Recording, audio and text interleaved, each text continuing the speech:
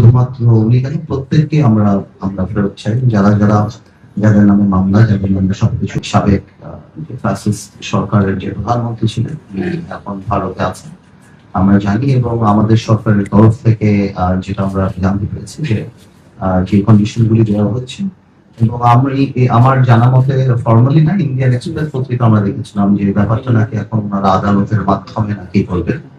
তো সেই ক্ষেত্রে আমার কাছে তো অনেকখানি মনে হয় যে উনি ওখানে গিয়েছিলেন একভাবে, বা ওই সরকার হয়তো পলিটিক্যালি এখন ওই দায় ভার নিতে চাচ্ছেন না বলে এটা জুডিশিয়ারির উপরে দিয়ে দিচ্ছেন। তো আমার মনে হয় যে ওনার জন্য এই সংবাদটা খুব একটা সুখকর হবে না। বাট আমাদের তো দাবি একই জায়গাতে, সেটা হলো যে শুধুমাত্র উনি কেন প্রত্যেককে আমরা আমরা ফেরত চাই, যাদের নামে মামলা, যাদের নামে সবকিছু। বাংলাদেশের জায়গা থেকে আমরা চাই যাতে করে জুলাই আন্দোলন থেকে আরম্ভ করে এর আগেও যে ঘটনা হবে সেগুলি সঠিক বিচার হবে।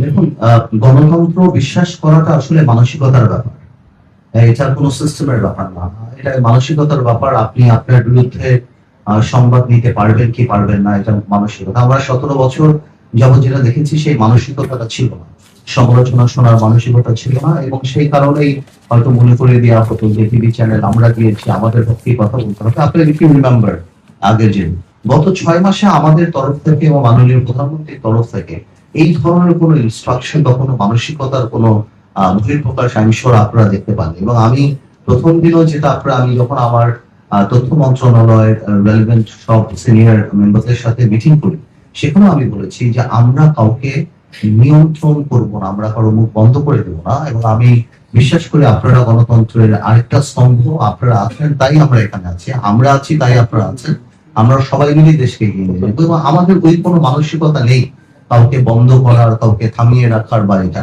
এবং আমাদের সরকারের উপর পর্যায় থেকে এই ধরনের কোনো মানসিকতা আপনারা এই 6 মাসে দেখতে পাননি।